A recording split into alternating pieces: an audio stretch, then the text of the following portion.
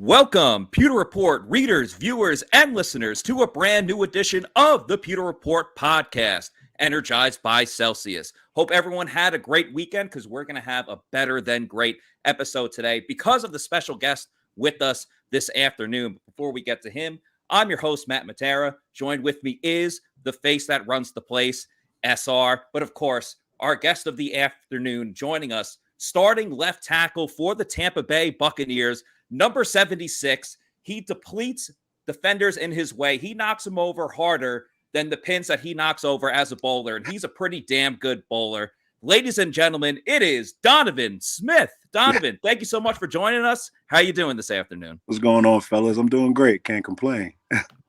Big Don, it's great to see you. As we just talked about for a quick second, right? And the last time the media was in open locker room was 2019. Crazy, right? I mean, with us COVID, doing all these Zoom press conferences and stuff, it's going to be a treat to talk to you again. You're one of the best quotes in that locker room. Always fun to talk to. So we're excited about that. But beforehand, we got you on this Pewter Report podcast, which is energized by Celsius, folks. I'm going to keep it real. My flight from DC was delayed last night. I didn't get home till 2 a.m. Usually 1 Celsius will do. I'm not kidding. I've already had an orange this morning. Getting ready to go hit the gym. I'm rocking a cola this afternoon. Folks, very nice. If you have not tried a Celsius yet, what are you doing? Check out all these massive flavors. A lot of them are fruit flavors, right? We got the peach vibe. We got the wild berry, tropical vibe, Arctic vibe's a new one. Orange is one of my favorites.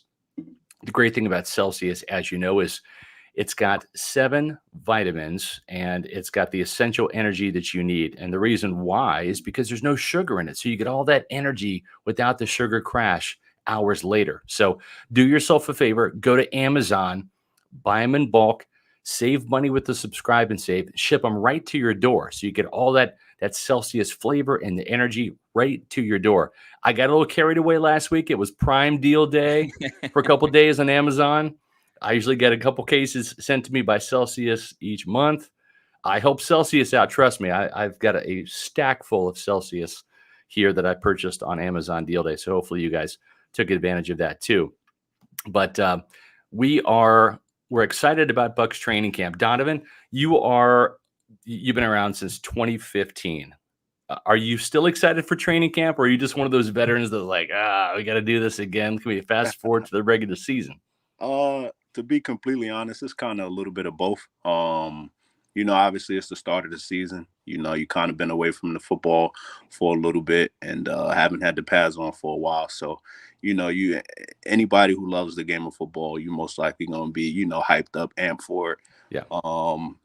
But obviously training camp is training camp. Yeah. And, once you get going, it's kind of like, that feel where it's like, oh, man, here we go, getting into the dog days. But, that just comes with it, and that's just how it goes. But, I'm definitely still excited for training camp. Yeah, Scott and I have had conversations about it because I've only been with Pewter Report for a couple of years now where, Scott, you've seen almost just about everything that you could possibly see at training camp. So I get excited. We get to be on the sidelines. We get to see everything. This is year 27 for me, Don. Yeah. Now, look at that. I just turned 29 in June. So you've been doing this while I was in diapers. That's right, yeah. I walked in the door in 95 with Derek Brooks and Warren Sapp. Tony Dungy came a year later. Yeah. So Don, back then, they did full pads, 2-day practices, right? So as bad as you think training camp is now, let me tell you firsthand, it was worse back in the day. Trust me, I know. I had those Penn State days, those 2 days. Right, as well. So, it kind of went hand in hand back in college with those back in the day. But, Joe Pa wasn't playing around with that. So right.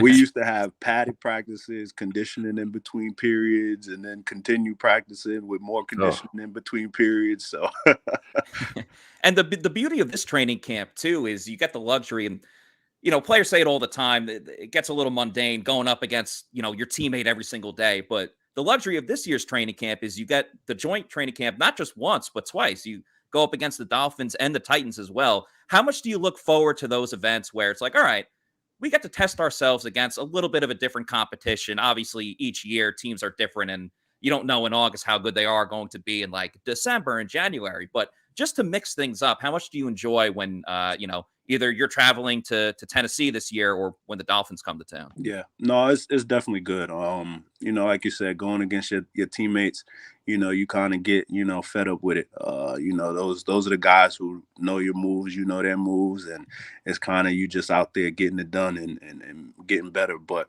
when you have guys as skilled and talented on both sides of the ball as we do, we enjoy the work because we know that's the level of competition of what, we hold the standard of, being high up there. So, but to be able to go against Tennessee and who else? What? Dolphins. The Dolphins. Dolphins come to Tampa, so you don't have to travel so anywhere for that. They'll come here, so it'll be good. It's a nice switch up, different color uniforms. A lot of guys get amped up for it. Yeah. And it's just competition. It's another day, another practice for you to get out there. Put, they're essentially games if you really look at it. Right. Yeah. For a lot of guys.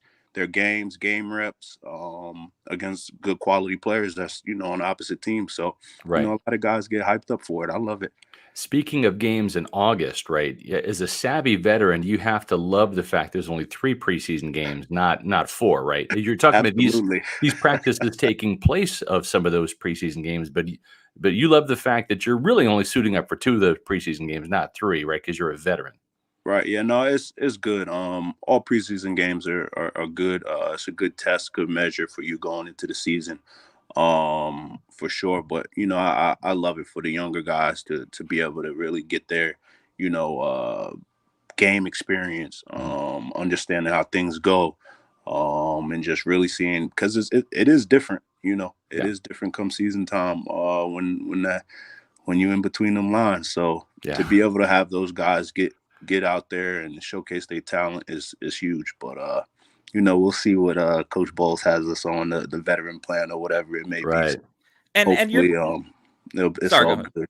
No, I said just hopefully it's all good though. And you're not just a veteran on this team. Like, you're one of the leaders on the offense, especially on the offensive line. Is it just something that kind of, as the years went on and, you cemented your place on this team, have you taken a step or an effort to kind of be more of a leader this year? I thought one of the coolest things was even at minicamp, you were mic'd up, and we saw you interacting with all the players, and that was really cool. From some of the other veterans to some of the younger guys, especially this year, with Ali departing and retiring, and Alex Kappa signing somewhere else. Have you put more of an onus on being a leader, getting the guys together, and just kind of leading by example or vocally as well? Oh yeah, absolutely. It's definitely something that I'm working on. I wasn't always the most vocal guy out there. Kind of was a guy who just led by example, doing the right things, being in the right place when you're supposed to be, and taking care of business.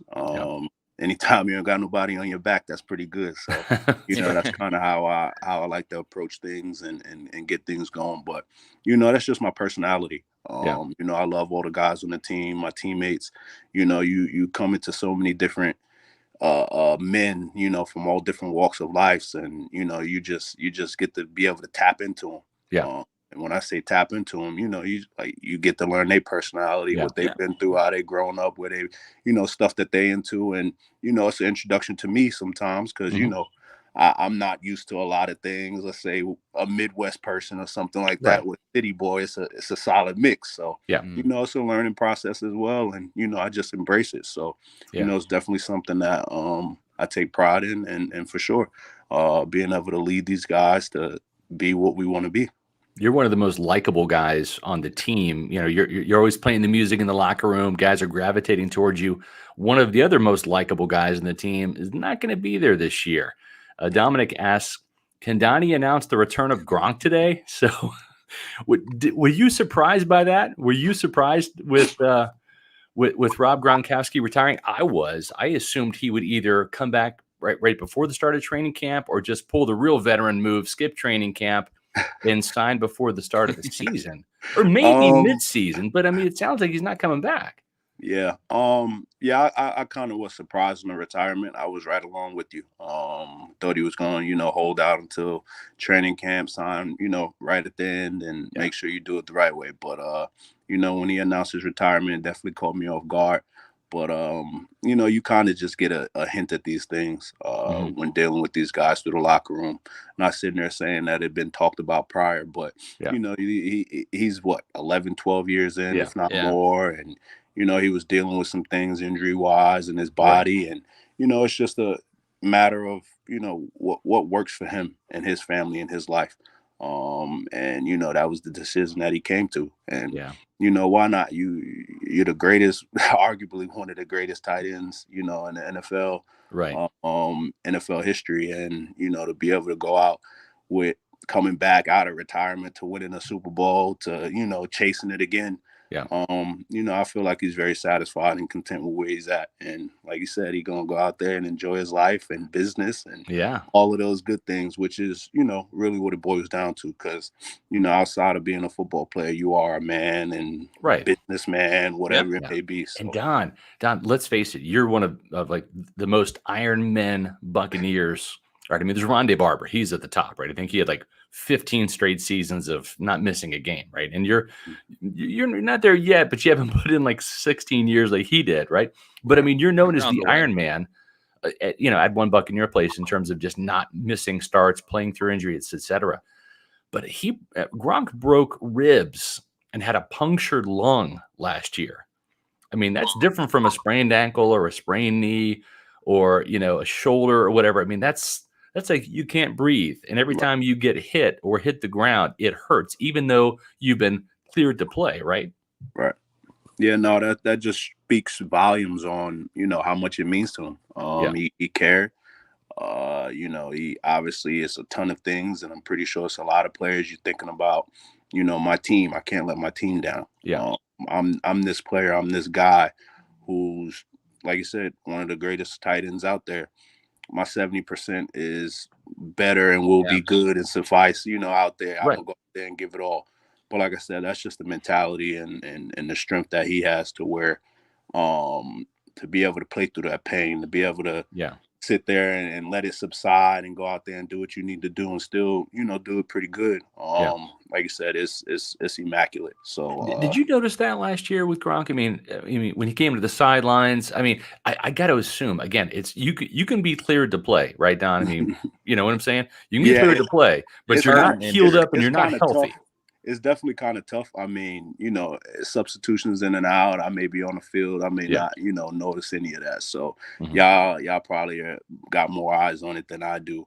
I just know and hear, outside of whatever y'all put out there, the media and stuff like that, to where, like, oh, he was playing with this or he was, hurting like this and came out there and still do something. So, it's kind of one of those things that, comes with the game. But like you say, you tip your hat to those guys who continue to go out there and play hurt. Right. Matt, I got one more real quick. Sure. Since we're talking about the media and you like to comment on the media, Don, which is awesome. Pro Football Talk kind of ran with something that Rick Stroud said on his podcast, which was, back like 6 weeks ago, Leonard Fournette showed up to camp heavy, right? I mean, and he was. I mean, he Leonard said he was in the 240s or so, but he looked probably a little heavier than that. Okay. But do you have, he's been working. We've seen it on social media. We've seen Leonard out there lifting and doing the things to get in shape. And Florida has a way, right, Donovan, of slimming you down just naturally. You're out there working out. You don't have any doubt that this guy's going to be ready to go, if not by the start of camp, by the start of the season, right? He's a pro. Oh, yeah, for sure. Absolutely. These guys are pros. You got to also look at the body is just crazy. Someone who's like Leonard, and he posts all the time. He hang cleaning 315 and doing all of these crazy things. Muscle weighs more than fat. So So you're not worried about him reporting and being overweight or anything. Not. I'm knowing the man that he is. I'm sure that he was out there doing what he needed to do to make sure they coming into camp, ready to contribute and compete to, go back to the big show. And that's what we're planning to do. But like you said, it's Tampa. You can lose 15 pounds in a day. Right. Yeah, it's like whether you like it or not, like just the sweat from being out in the heat, like you have no choice. Like you're just going to lose the weight, the water weight alone in that situation. It is crazy too, what you said about like, the human body. Because I know there's like UFC fighters. There's one guy, Patty the Batty, where he'll fight and then he'll just go. He says, I'll go and get fat now. He'll gain like 30 pounds and then he loses that weight for like his next fight camp. He's actually fighting next week to any of the UFC fans in there that are watching. But Scott was just talking a minute ago about, Gronk's rib injury and some of the things he went through, we've already called you the Iron Man, but that doesn't always mean that you're 100% when you were playing. Is there any injury or something that you dealt with that you were able to play through where you were like, after the fact, like, damn, I can't believe I got through that game, but you're kind of just in the moment, so you keep going? Shoot, I mean, pick a part of the body. I'm sure I done played with it. I done had a shoulder. I done had fingers, wrists, hands. I done had knee, ankles, elbows. What was the most recent thing from last year that you were dealing with? Maybe the middle season, end of the season, or whatever? No, not much. I think I was pretty healthy fairly throughout last season, by the grace of God. So really wasn't dealing with much, just typical finger injuries, but that's typical offensive line play. Sure. I've been pretty fortunate, these past couple years and continuing on. Yeah. Donovan, you were talking about last year, and listen, Pro Football Focus, they're not the gospel when it comes to player grades and being spot on, because there's a lot of different factors, but they do a pretty good job. I think they're pretty reasonable when it comes to offensive line play. And one thing I noticed from you, coming in 2015, your PFF grade has gone up every single year. I think you were 81 last year, which is damn good. I mean, really, like high 60s, low 70s is good. 81 is like superb.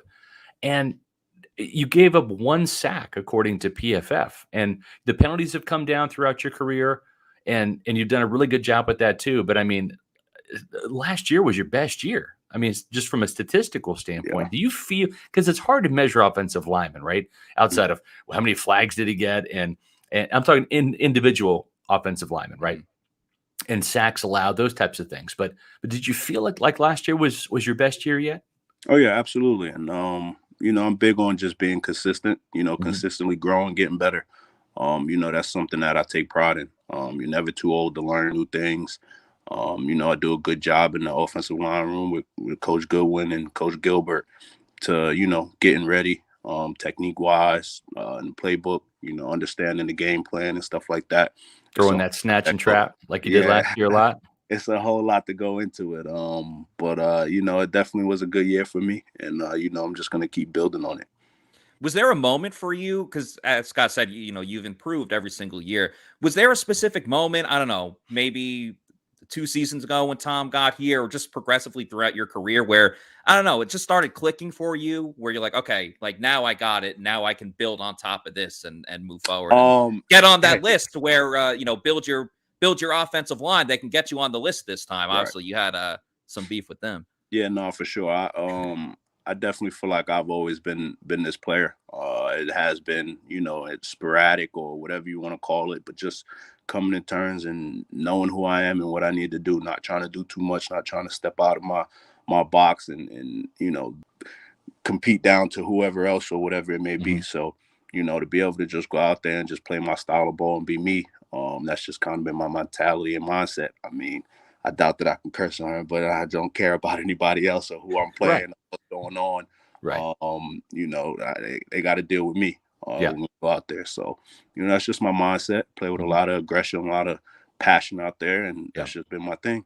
Does it bother you that you haven't received the Pro Bowl adoration or the All Pro, or even some of like the lists of the top offensive linemen by some of the the sites, the Pro Football Focus, this, that, or the other thing? Does that bother you, or does that fuel you, or both?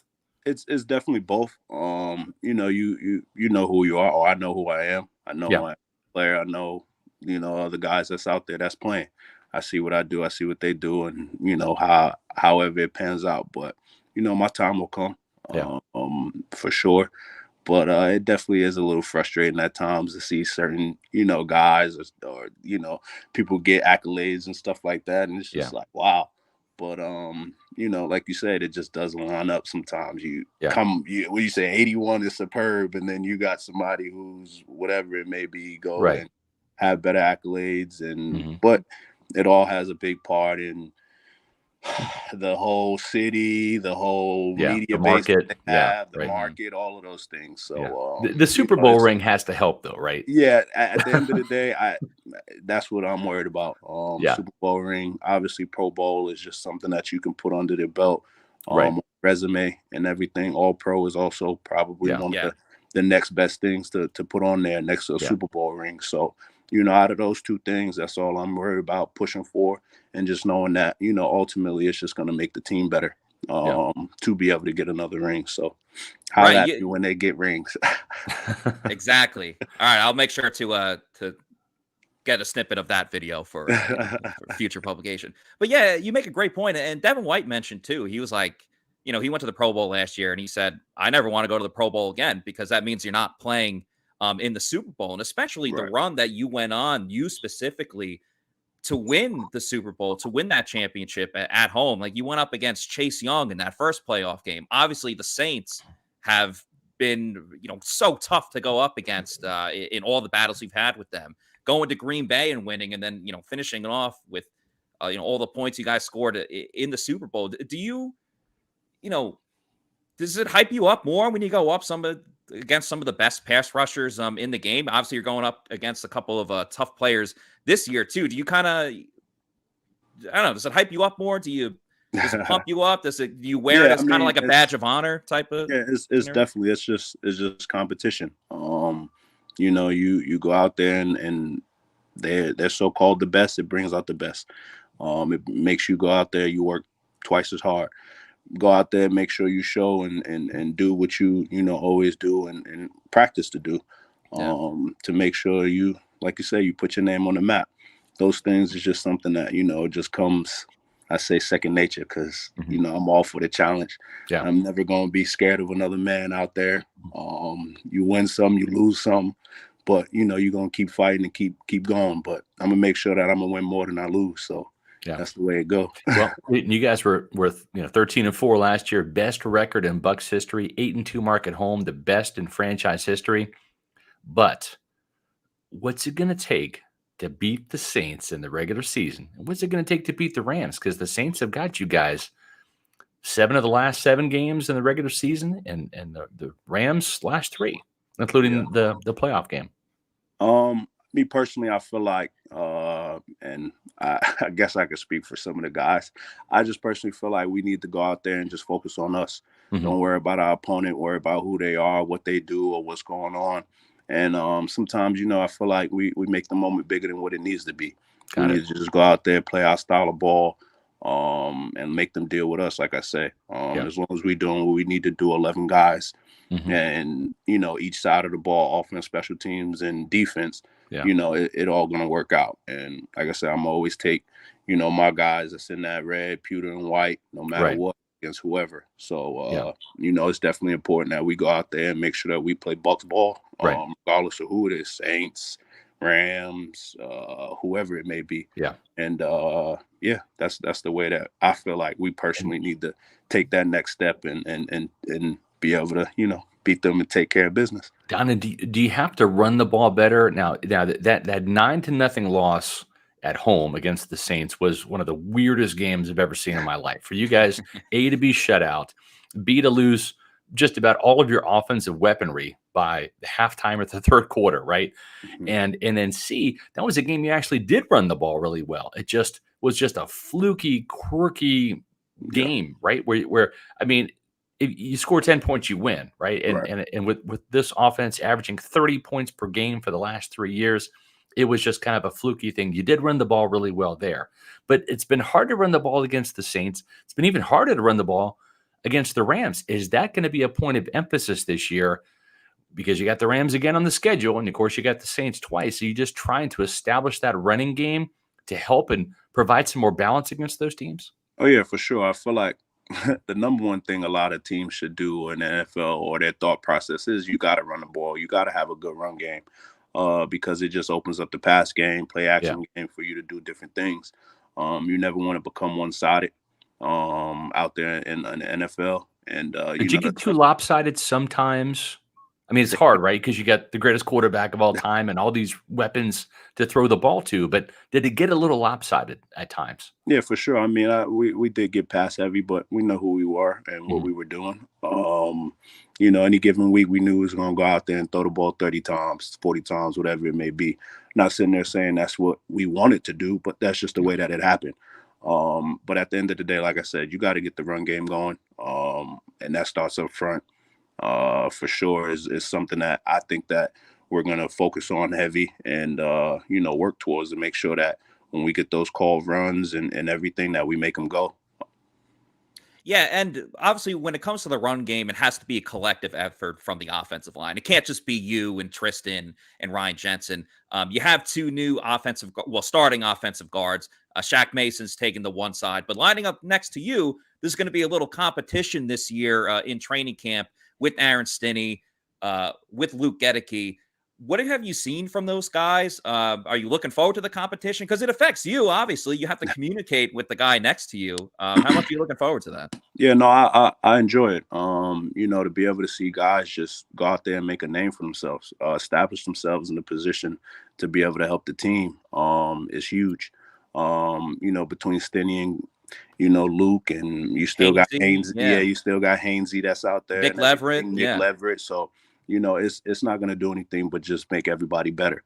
I done been through, Bucs seasons where we done transferred guards at halves and all of these other things, swapping back and forth. So as long as the guy go out there and get his job done to the best of his abilities and making sure that, we're protecting well, getting movement in the run game, I'm all for it. But like I said, the competition is just going to make everybody better. And between those guys and, just personally knowing, it's huge. But, it's definitely going to be something that I look forward to and definitely watching training camp. Charlie, one of our viewers has got a great question here. And I think with one more contract, you stick around Tampa Bay. And this seems like a certainty to me. I'm not a voting member. It's up to the Glazers. But what would it mean to you to be put in the Bucs Ring of Honor? Right now, they've got one offensive lineman there, Paul Gruber.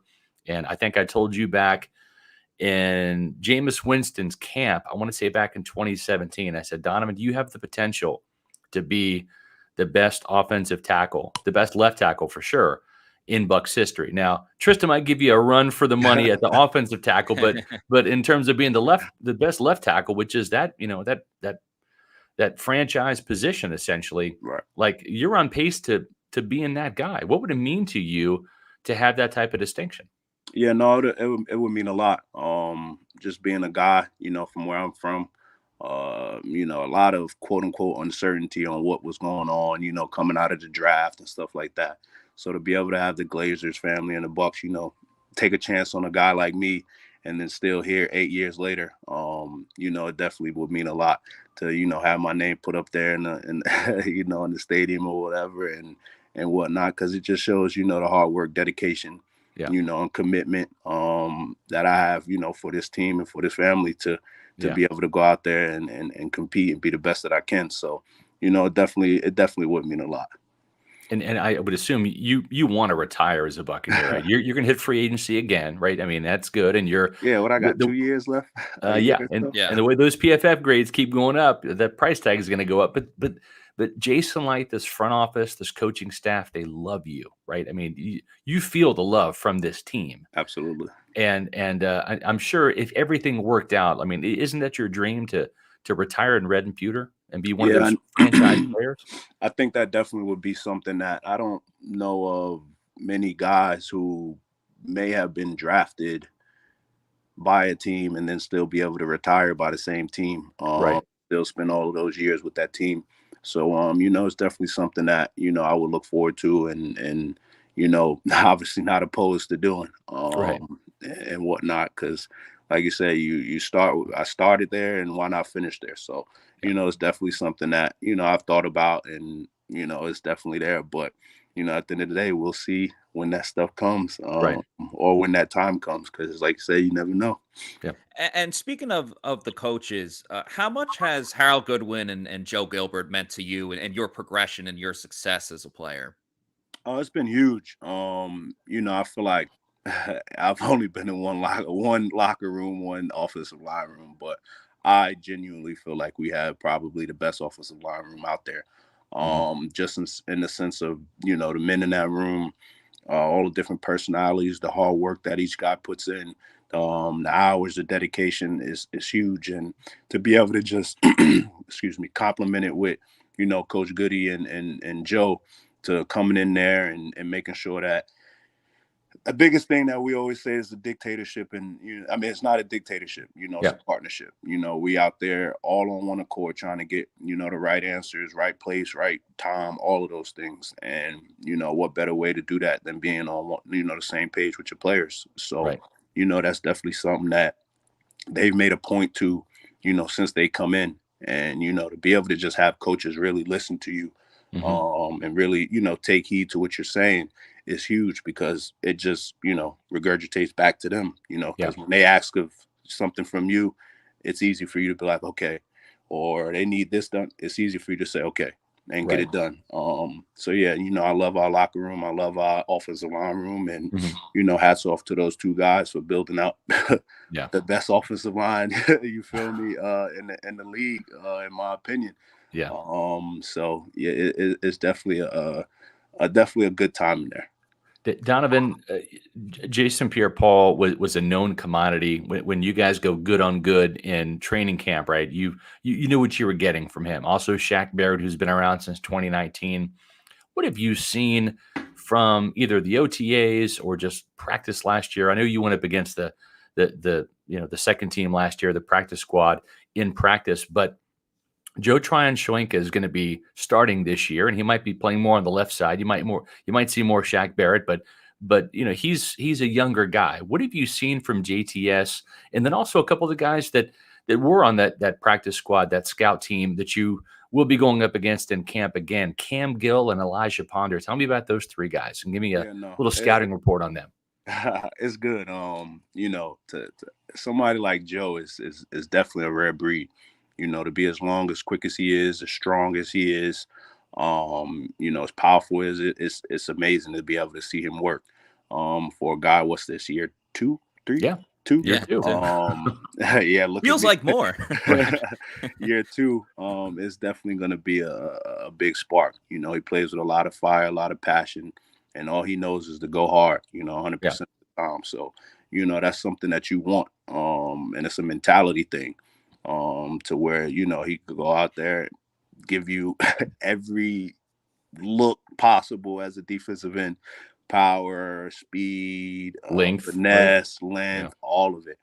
And, it definitely keeps you on the toes. And, you just got to tip your hats to that type of talent that, is rare. And, I'm really excited to go out there and see him, do what he do, because we know what he does and what he's capable of doing, and whatnot, and it's time for him to tie it together and put his name on it.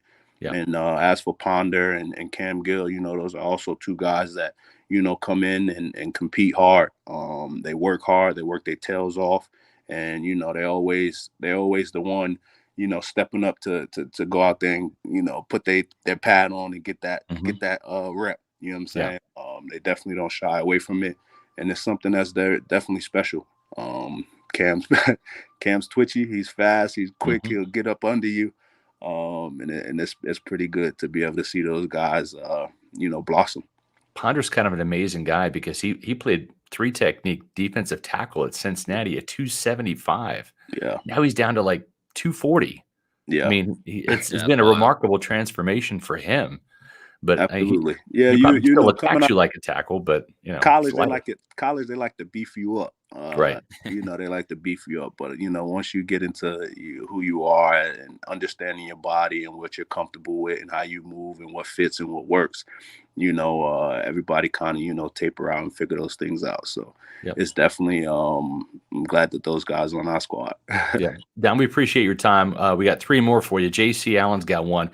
What kind of impact has the annual Masterminds had on your career? What is the biggest piece of knowledge you've gained that you've implemented to your own game from, and this is offensive line Masterminds, coaching clinic group that you guys I get think together that's special, to be able to have guys all in your same position to come out there and mentally have the game broken down is huge. To be able to just hear things from a second-year player to a 10-year player to a Hall of Fame player to whoever it may be, it's definitely something I feel like is needed. Offensive line is more than just going out there being a big guy and trying to stop the guy from getting to the quarterback or wherever it may be. there's a lot of mental things. I feel like offensive linemen are probably the smartest guys out on the field next to the quarterback. True. That's true. You know what I'm saying? Like what needs to happen and what needs to go on. You got to be able to see front. You got to be able to see linebackers. You got to see secondary. You got to see all of these things, because it just helps make your job easier. So, you know, I feel like that's something that's definitely big and pivotal for a lot of guys to be able to, you know, advance their game and just add tools to their tool belt. You know, not all one guy is going to be the same. And, you know, I may not be able to do certain things that some others may do, but there's certain things that you could break down and chip away and add to your tool belt that, you know, you could go out there and use. Yeah. And speaking of impact, you know, you've done a lot of great things on the field, but you've also done a lot of fantastic things off of the field with your, you know, your work with Autism Speaks and meeting with, you know, community leaders here in Tampa. Can you just tell the people, for those watching and listening that might not know, just, you know, some of the work that you do to, you know, help others around you? Yeah, you know, I'm big on giving back. So for me, my biggest thing, or what I'm passionate about, is, you know, autism. You know, my nephew has nonverbal autism, and it's something that, you know, kind of as my family, we had to learn and understand, you know, what it was. So, you know, it was a learning process. It's definitely something to where you have to be able to, you have to really be able to take a step back and understand and know. So I just made it a point to be able to, you know, try and give back. I've done bowling events. I've done a walk, you know, around the stadium for the autism walk. This past year, because of COVID, I came up with the idea of doing the cornhole event. Why not stay 6 feet away with that? Right. Yeah. That's great. And everything. So, you know, it's just something that I'm always just, my mind is just racing on the ways to give back, you know, get out into the community in other ways. Obviously, there's a ton of donations that I make that's, you know, unheard of and whatnot. But, you know, it's just something that I love doing. You know, I'm fortunate and blessed to come into a place and stance to, you know, lead and, you know, look out for other people and raise awareness as well. So, you know, why not use my platform to do that? Yeah, we'd love to have you come out. It's been a couple of years since we've done the Pewter Report Bowling League in the fall because of COVID, as you mentioned. But we'd love to have you come back. We know you're an avid bowler, and we've had really good representation from the tight ends: Tanner Hudson, Anthony Auclair, O.J. Howard. You know, the tight end room is there. We're counting on you and some of your offensive linemen to really represent the O-line, because I think you guys are probably better bowlers. Yeah. So we'd love to invite you guys out to bowl with us and mingle with the fans and Pewter Report readers this year. We'll get with you about your schedule if you're interested. Definitely, we could for sure figure that out. I mean, I don't know if y'all ready for any of that smoke on the lanes yet. But, you know, I'll be ready to come out there and do what I do. I think last week I shot a 258 or 260. Woo! Yeah, that's pretty good. I've seen you personally. I've seen you bowl, and it is fantastic. First of all, if you bring like your own equipment and the bag and everything, you have to be good. So you definitely live up to the hype in that sense. A bag with 3 balls and freaking suck, right? Right. Donovan, I have another just quick question for you, and really appreciate your time spending with us today on the podcast. I'll make it quick. Because 2 of them are kind of together. One, is Donovan Mitchell going to the Knicks? I really, really hope so. And 2, you made a lot of noise on social media, not you specifically, but at minicamp, you're wearing an awesome throwback Allen Iverson jersey. And a lot of people are like, shout out to the jersey he was wearing. I know you wear a lot of, you know, different jerseys and stuff like that. I'm a big fan of that as well. What is your go-to jersey if you're going out? Or like, for example, Chris Godwin wore a Kobe All-Star Game jersey for the Super Bowl. So if you're going to wear one for the Super Bowl, you know, big event, and you got to pick one. Yeah. What's your favorite? You can name a couple, because that's tough for me too. I have a couple. You tying my hands there with just picking one. I can't give them Mount Rushmore if you'd like. I definitely do have some jerseys that's back there. That's pretty good. I got I forgot what year. I have an old school Tim Duncan NBA All-Star jersey. Oh wow. I got a nice All-Star Sean Kemp one that's pretty good. Rain Man. And now we're talking. You know, always got to go with the Pat Ewing. I got a Pat Ewing jersey. Of course. Yeah. I love the specific Knicks jersey with the black line on the side. You know, you know, they got the different unis that they have, but I for sure got a ton of jerseys. Yeah, I got AI, I got Vince Carter, T-Mac, I got Spud Webb. I got a ton. I just Spud picked Webb, up. wow. I honestly just picked up a nice Kevin Garnett on the Blue Timberwolves. Oh wow. And then a Ray Allen Yeah. jersey, which is pretty sweet that I can't wait to wear. So, I definitely I think it's a New York thing. I kind of just backs wearing those jerseys, and it's just kind of just a way for me to just feel fly, feel fresh, and go out there and pay homage to those guys who I grew up watching, playing basketball. And then as for Donovan Mitchell, I feel like we got to make it happen. We have whatever way possible, I sit there, I text my best friend and I say, Donovan Mitchell, RJ Barrett, Julius Randle, Kevin Durant, and Mitchell Robinson. Yeah, get KD. That's my starting five for the Knicks, and I don't know how we gonna make it happen, but that's what I want it to be.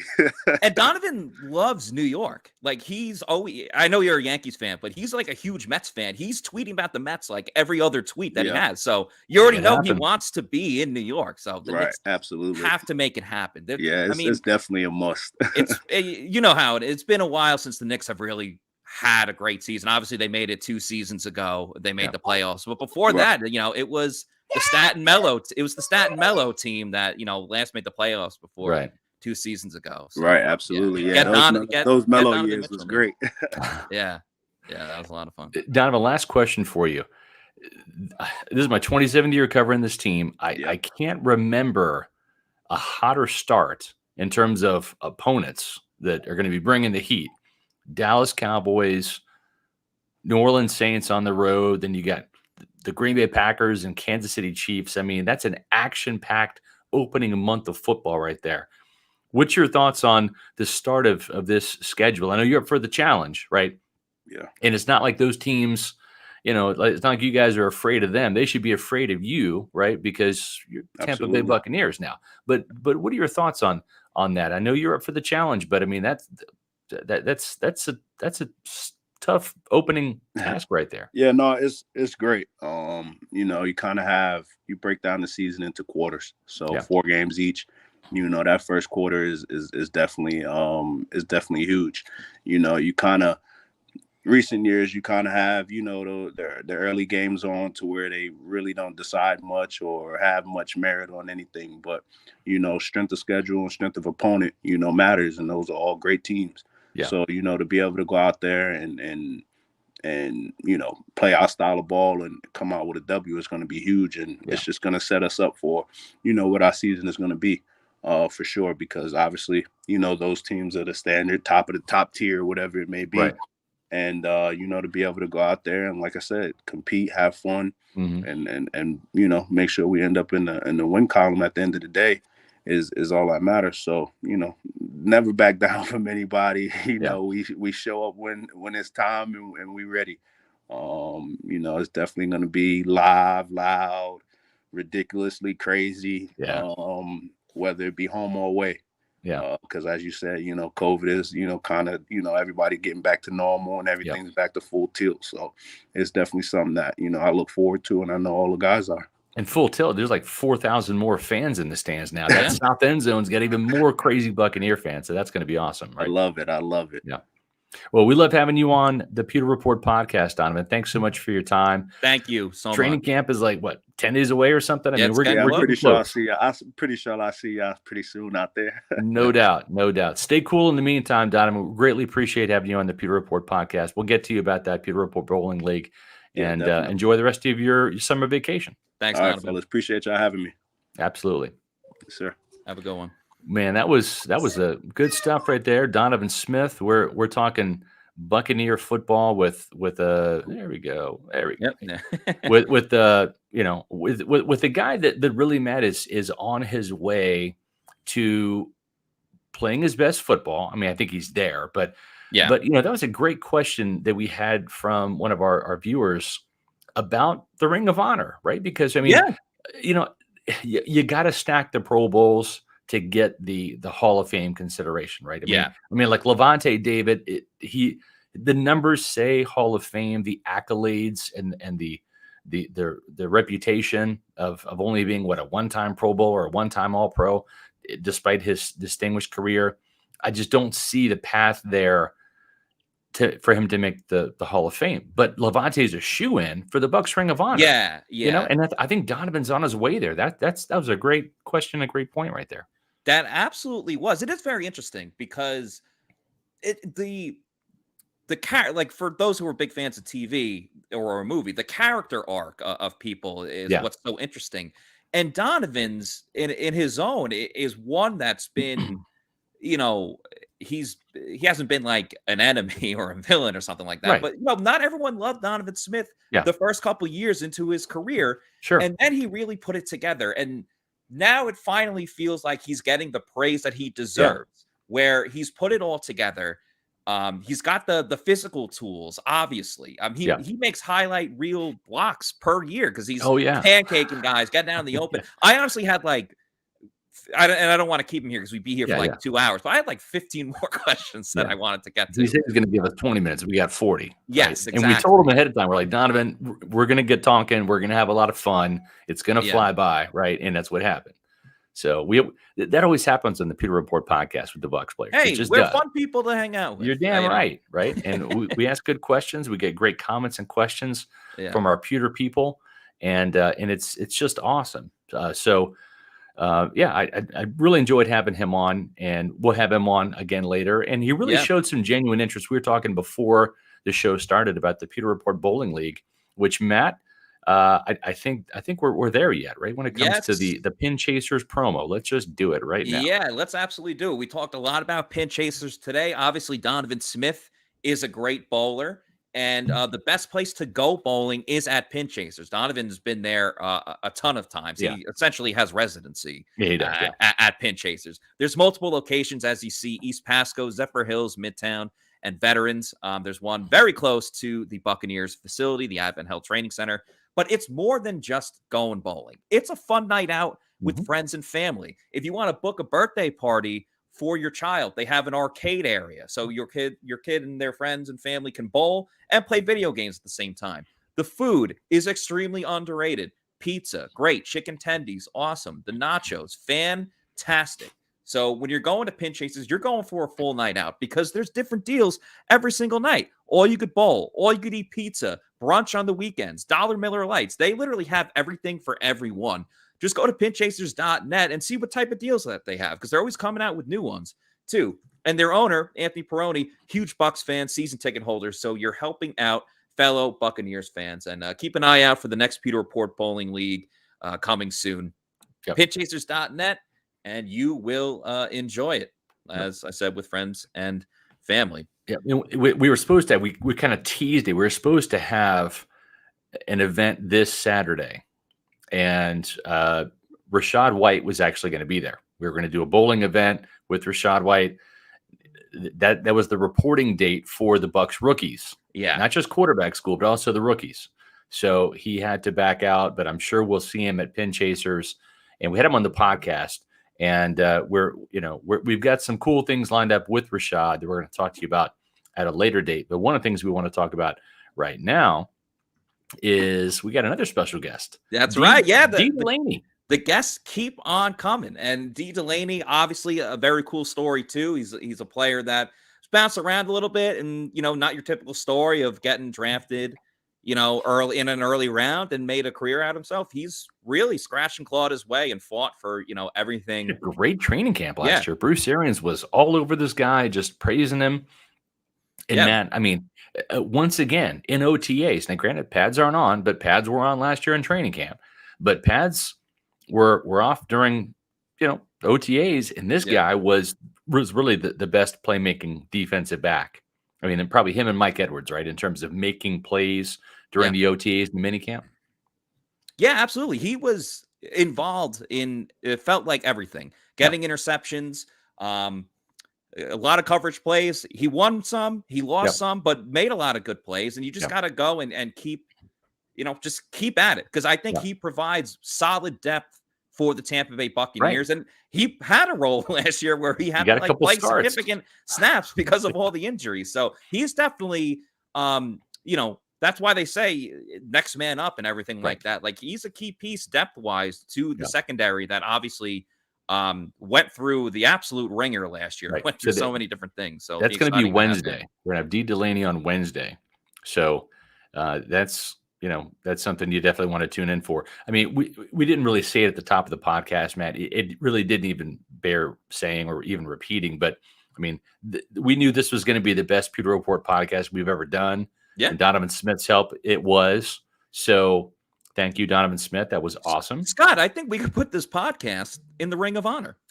Probably so. Yeah. I mean, this is the best Pewter Report podcast we've done to date. We're going to try to top it tomorrow. Probably will. But, tomorrow we're going to have an awesome podcast. And then we're going to have D. Delaney. Again, that's going to be Wednesday on the Pewter Report podcast. I think you and JC Allen are going to be on with D, which is going to be awesome. And just a couple of other notes, too. With Bucs training camp coming up, our schedule is going to be a little bit different. So we're going to go over that with you real quick. So the Pewter Report podcast Bucs camp schedule. This is for next week. This is where we start to go from our Monday through Thursday regular off season. Now we're in training camp. It's going to change depending on when the Bucs practice. So next week we're doing a camp preview, and that's going to be at 4:00. This is all 4:00, right? So this is Monday, 4. July 25th. No podcast on Tuesday because we have to take a day off and get ready for camp because it's going to consume our lives for the next month, and that's okay. We love it. Wednesday, first day of training camp, morning practices.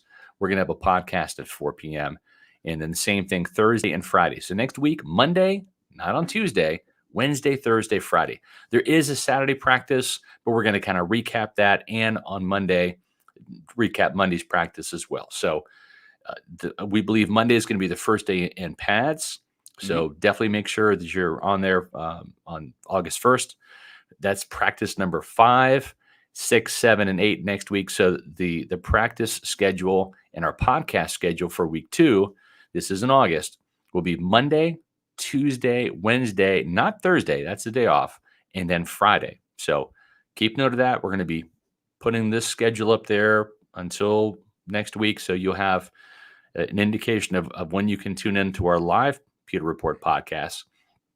And Matt, just to kind of end the show, we would be remiss if it was, what day is this? This is Monday, isn't it? Well, damn it. Let's just do a roll call, shall we? Roll call. Yeah, Pewter people later in the show, but that's fine. Tell us where you're at. Tell us where you've been watching Donovan Smith speak with us for about 40 minutes. Yeah, please tell us. We obviously have great fans all over the place. Tampa, Florida, obviously, but not just Tampa, the state of Florida, That's right. The Northeast, the Midwest, all the way out west. Internationally, we have fans all over the place. So please start telling us where you're from. And right off the bat, New Zealand. Wow, Matt, we got New Zealand. That's pretty awesome. We now got Los Angeles. Let's go. Let's keep it going here. If you're in the chat, we want to hear where you're from. Crossville, Tennessee. Guess what?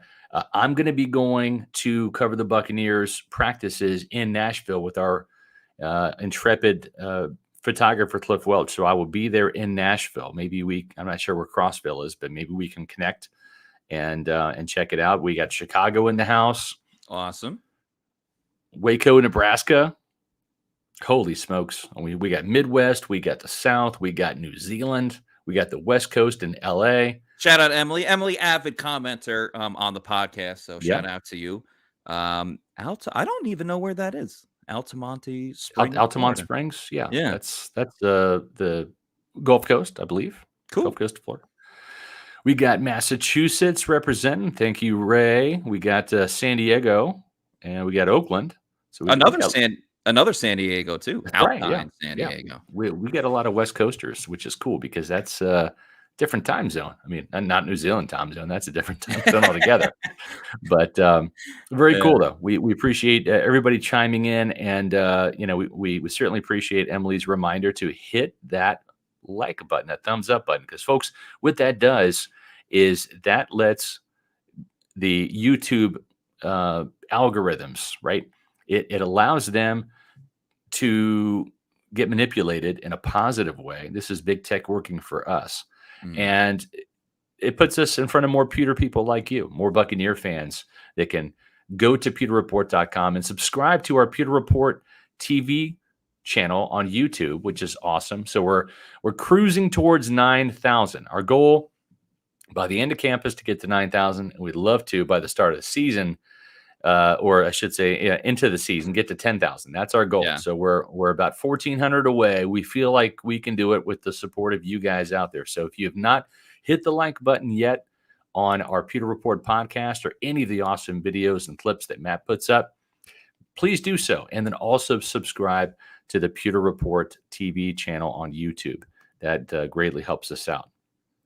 Yes, please do, because as everything you just said, help us, help you.